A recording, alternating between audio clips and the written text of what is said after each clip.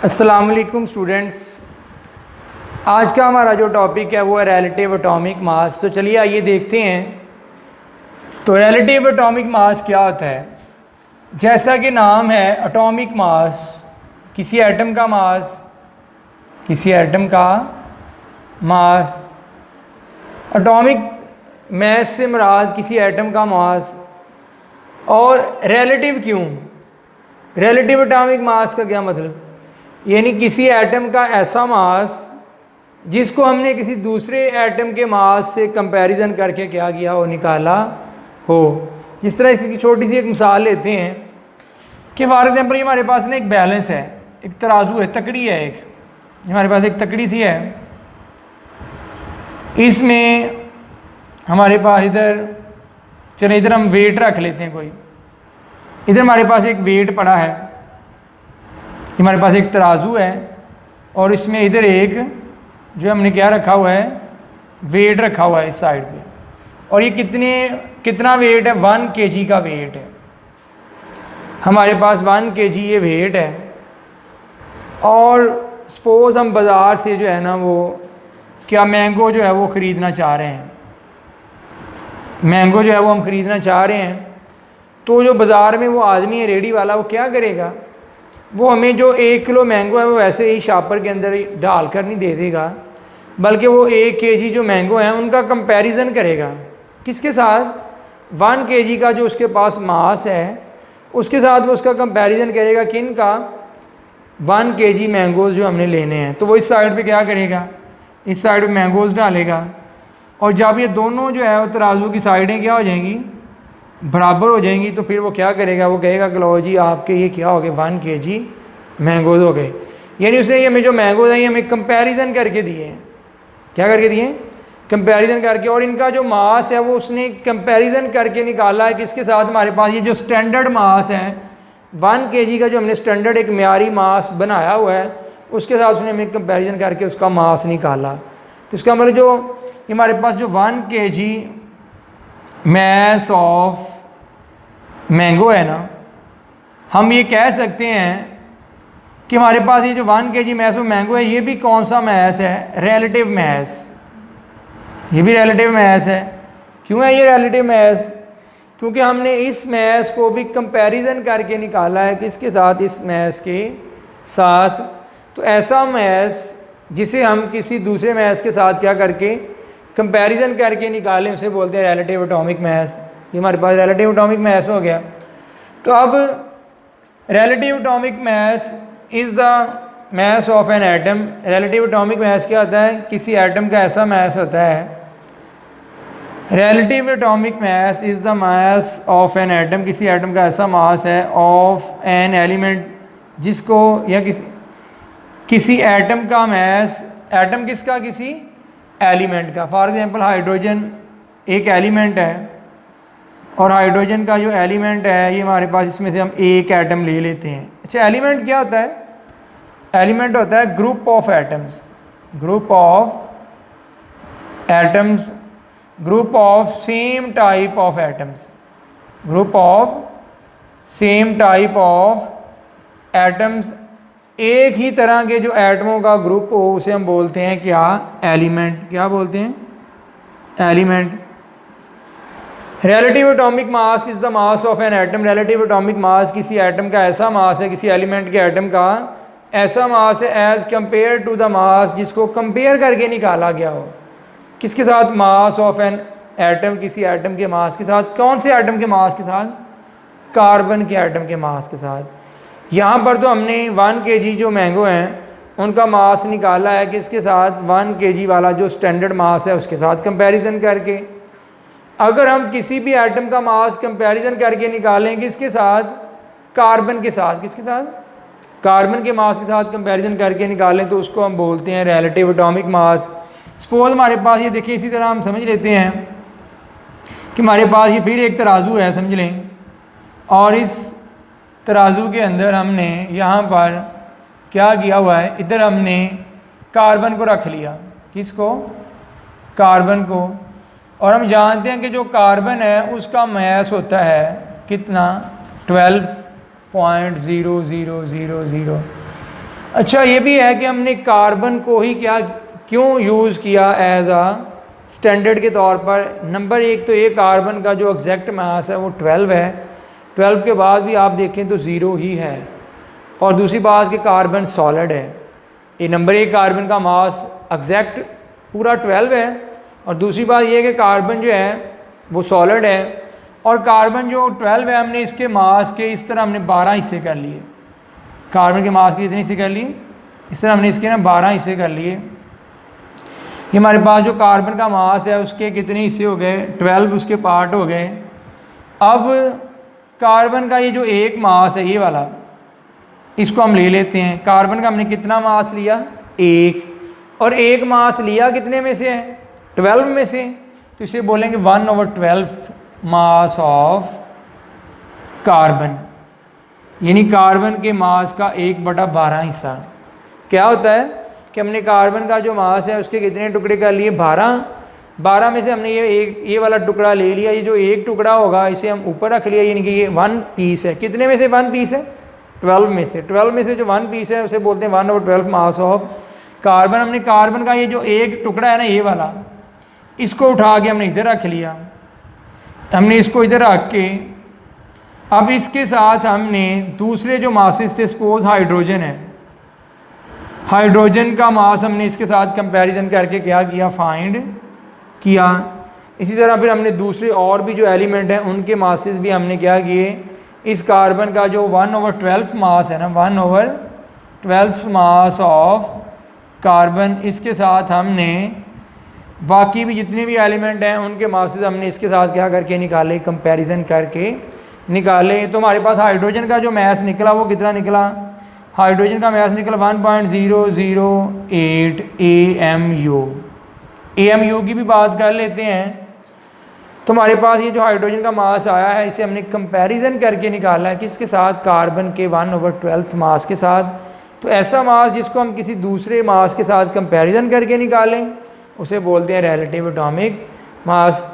तो हमारे पास ये टेबल के अंदर भी कुछ एलिमेंट के जो हैं वो रिलेटिव एटॉमिक मास दिए गए हैं, ये आप देख सकते हैं, बुक पर भी ये दिए गए हैं। अब हम थोड़ी सी बात कर लेते हैं कि हमारे पास ये जो एटॉमिक मास यूनिट है ये क्या होता है। एटॉमिक मास यूनिट क्या होता है, एटॉमिक मास यूनिट आप ये कह लें कि सिंपली यूनिट है। हमने फाइंड किया क्या, relative atomic mass. Relative atomic mass हमने फाइंड किया हाइड्रोजन का जो आया 1.008, और इसके साथ लिखा हमने AMU। ये जो 1.008 है ये क्या है, रिलेटिव एटॉमिक मास है किसका, हाइड्रोजन का। और इसको हमने अभी कंपैरिजन करके निकाला किसके साथ, कार्बन का जो 1/12 मास है उसके साथ हमने इसको क्या करके निकाला, कंपैरिजन करके निकाला। तो अब हमें पता है कि जो हर चीज़ है उसका एक यूनिट होता है। जिस तरह लेंथ का यूनिट क्या है, लेंथ का यूनिट मीटर है। टाइम का यूनिट क्या है, सेकंड है। इसी तरह रिलेटिव एटॉमिक मास जो है इसका भी क्या है, एक यूनिट है। इसका यूनिट जो है वो क्या है, AMU है। हालांकि मास का यूनिट जो होता है वो आम तौर पर हम क्या लेते हैं, किलोग्राम। क्या लेते हैं, किलोग्राम। मास का यूनिट किलोग्राम में तो है, तो ये भी एक मास। इसको हमने किलोग्राम की बजाय एटॉमिक मास यूनिट में क्यों ज़ाहिर किया। Atomic mass unit is an other unit of mass. Atomic mass unit जो है ये भी एक यूनिट है किसका, मास का। और ये कौन से मास का यूनिट है, रिलेटिव एटॉमिक मास का। किसका, रिलेटिव एटॉमिक मास का जो यूनिट है उसे हम बोलते हैं एटॉमिक मास यूनिट। और हमें पता है कि मास का यूनिट अभी बात कर रहे थे कि किलोग्राम है, तो फिर हम इस रिलेटिव एटॉमिक मास के यूनिट को AMU में क्यों ज़ाहिर करते हैं। देखिए हमारे पास किलोग्राम हम ऐसी चीज़ों के लिए लगाते हैं जो हमें बड़ी हैं, हमें नज़र आती हैं, जिस तरह 1 kg मैंगो, 1 kg शुगर। लेकिन एटम जो है बहुत छोटा है, हमें नज़र नहीं आता। तो इतनी छोटी चीज़ का जो यूनिट है हम इतना बड़ा नहीं रखते, तो हमने छोटी चीज़ का मास ज़ाहिर करने के लिए उसका यूनिट भी क्या रखा हुआ है, छोटा रखा हुआ है। अगर मैं बात करूं कि मेरे पास 1 kg जो है वो शुगर है, तो आप समझ जाएंगे कि मेरे पास कितनी शुगर है, 1 kg शुगर। आइडिया हो गया कितनी होगी। अगर मैं कहूँ मेरे पास 1 AMU मास है किसका, कार्बन का, तो हम सोचेंगे कि 1 AMU मास कितना होता है। तो फिर हम इसका 1 AMU का तल्लक देख लेते हैं कि इसके साथ किलोग्राम के साथ। इसको समझने के लिए हमने इसका जो तल्लक बनाया हुआ है किलोग्राम के साथ, वो है 1.661 इंटू 10⁻⁻27 किलोग्राम। यानी हमारे पास अगर 1 AMU हो तो हमारे पास 1 AMU इतने किलोग्राम के क्या होता है, बराबर होता है। और ये पावर किस में है, माइनस में। बहुत ही छोटी वैल्यू है, ये बहुत ही छोटी वैल्यू है। और ये इक्वल है किसके, 1 AMU के। तो इसके बाद जो है हम AMU की जो है वो इसको और फर्दर इसको देख लेते हैं कि हमारे पास जो एटॉमिक मास यूनिट क्या है। Atomic mass unit is the unit of relative atomic mass. और 1 AMU जो है ये इक्वल होता है 1/12 ऑफ कार्बन मास। ये भी याद रखें, कार्बन मास, इस तरह भी आप कह सकते हैं कि 1 AMU किसके इक्वल होता है, 1/12 mass of carbon mass. Carbon का ये जो एक टुकड़ा हमने लिया हुआ है ना, इस कार्बन का ये जो एक टुकड़ा हमने लिया हुआ है उसे बोलेंगे 1/12। 1/12 ये जो कार्बन का इतने टुकड़े का मास है उसको हम बोलते हैं 1 AMU। और कार्बन का जो रिलेटिव एटॉमिक मास है वो हमने देख लिया कि वो कितना था, 12.000। हमारे पास कार्बन का इतना होता है, हाइड्रोजन का कितना होता है, 1.008 होता है। तो रिलेटिव एटॉमिक मास किसी एटम का ऐसा मास होता है जिसे हम कार्बन 12 के, ये कार्बन जो है ये क्या है, कार्बन 12, ये कार्बन 12 है। रिलेटिव एटॉमिक मास किसी एटम का ऐसा मास होता है जिसे हम कार्बन 12 के 1/12 हिस्से के साथ क्या करके कंपैरिजन करके निकालते हैं। और इसका जो रिलेटिव एटॉमिक मास का यूनिट होता है वो क्या होता है, AMU। और AMU जो है 1 AMU किसके बराबर होता है, 1/12 मास ऑफ कार्बन। कार्बन का ये जो एक पीस है 1/12 हो गया, इसका जो मास है उसके बराबर है 1 AMU। क्योंकि हमारे पास एटम बहुत छोटा है और एटम बहुत छोटा होने की वजह से इसका मास मैयर करने के लिए हमारे पास कोई जो है वो इंस्ट्रूमेंट नहीं है। इसलिए फिर हमने क्या किया हुआ है, इसका मास, एटम का मास मालूम करने के लिए हमने एक स्केल बनाया हुआ है जिसे हम रिलेटिव एटॉमिक मास भी कहते हैं। तो स्टूडेंट्स नेक्स्ट जो हम डिस्कस कर लेते हैं कि हमारे पास आइसोटोप्स क्या आते हैं। जो डाल्टन जो था उसने अपनी थ्योरी के अंदर जो है ना, डाल्टन ने अपनी थ्योरी के अंदर कहा कि एटम्स ऑफ एन एलिमेंट, किसी एलिमेंट के जो एटम होते हैं, एलिमेंट हम ले लेते हैं हाइड्रोजन। हाइड्रोजन हमारे पास एक एलिमेंट है और इस एलिमेंट के हमने कितने एटम लिए हुए हैं, 3 एलिमेंट हमने कौन सा लिया, एलिमेंट जो हम डिस्कस कर रहे हैं वो कौन सा है, हाइड्रोजन। एलिमेंट जो हमने लिया है वो हाइड्रोजन है, उसके एटम कौन से लिए, 3 एटम उसके लिए हैं। डाल्टन ने अपनी थ्योरी में कहा था कि जो हमारे पास एटम्स होते हैं किसी एलिमेंट के वो क्या होते हैं, हैविंग सेम प्रॉपर्टीज। उनकी क्या होती हैं, प्रॉपर्टीज जो है वो सेम होती हैं, इंक्लूडिंग देयर एटॉमिक मासेस, कि उनके एटॉमिक मासेस भी क्या होते हैं, सेम होते हैं। यानी उनकी प्रॉपर्टीज और नंबर 2 एटॉमिक मासेस, ये दोनों क्या होते हैं, सेम होते हैं। किसने कहा था, डाल्टन ने। जॉन डाल्टन ने अपनी थ्योरी में कहा था कि किसी भी एलिमेंट के जो एटम होते हैं, ये हमने हाइड्रोजन एलिमेंट के कितने एटम लिए हैं, 3 एटम लिए हैं। इन तीनों की प्रॉपर्टीज़ भी सेम है और इनका एटॉमिक मास भी जो है वो सेम है। लेटर ऑन के तो बाद में फिर पता चला कि ऐसा नहीं है, कि जो एलिमेंट होते हैं किसी एटम के हैविंग सेम एटॉमिक नंबर, इनका सेम क्या होता है, एटॉमिक नंबर, ना कि एटॉमिक मास। एलिमेंट जो होते हैं किसी के एटम के, हाइड्रोजन एलिमेंट ही ले लें, चलें हाइड्रोजन एलिमेंट जो किसी भी एटम के, उनका सेम क्या होता है, atomic number, but different mass number. लेकिन उनका मास नंबर क्या होता है, डिफरेंट होता है। तो इसे हम बोलते हैं क्या, आइसोटोप्स। इन्हें क्या बोलेंगे, आइसोटोप्स क्या होते हैं, एटम्स ऑफ एन एलिमेंट, किसी एलिमेंट के atoms having same atomic number, जिनका क्या हो, atoms of an element having same atomic number but different mass number are called isotopes. टॉप्स इन्हें हम क्या बोलते हैं, आइसोटॉप्स बोलते हैं। हमारे पास ये हमने हाइड्रोजन के 3 आइसोटॉप देखे लिए आपके सामने, इन सब का एटॉमिक नंबर देखें सेम है। नीचे हमने ज़ाहिर किया हुआ है क्या, एटॉमिक नंबर, और ऊपर क्या है, मास नंबर। मास नंबर ऊपर ज़ाहिर किया हुआ है, ये पहले का मास 1 है, दूसरे का 2 है, तीसरे का 3 है। 1 वाले को बोलते हैं प्रोटियम, ये क्या है, प्रोटियम है। ये ड्यूट्रियम है, ड्यूट्रियम हो गया। और ये क्या हो गया, ट्रीटियम। इन सब के अंदर, इन सभी के अंदर क्या है, इन सभी का एटॉमिक नंबर जो है वो सेम है, but mass number is different, लेकिन इनका मास नंबर जो है वो डिफरेंट है।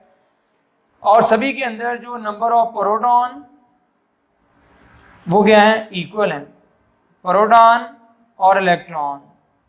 आइसोटोप्स जो होते हैं, 9th में हम पढ़ चुके हैं कि आइसोटोप जो होते हैं उनके अंदर प्रोटॉन और इलेक्ट्रॉन की तादाद क्या होती है, इक्वल होती है, बराबर होती है।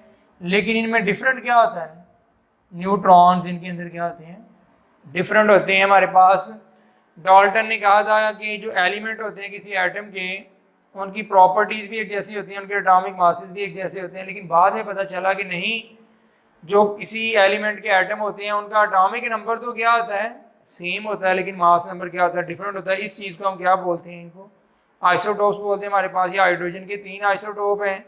इस तरह हमारे पास जो कार्बन ले लेते हैं, कार्बन के भी 3 आइसोटोप होते हैं, C612, C613, C614।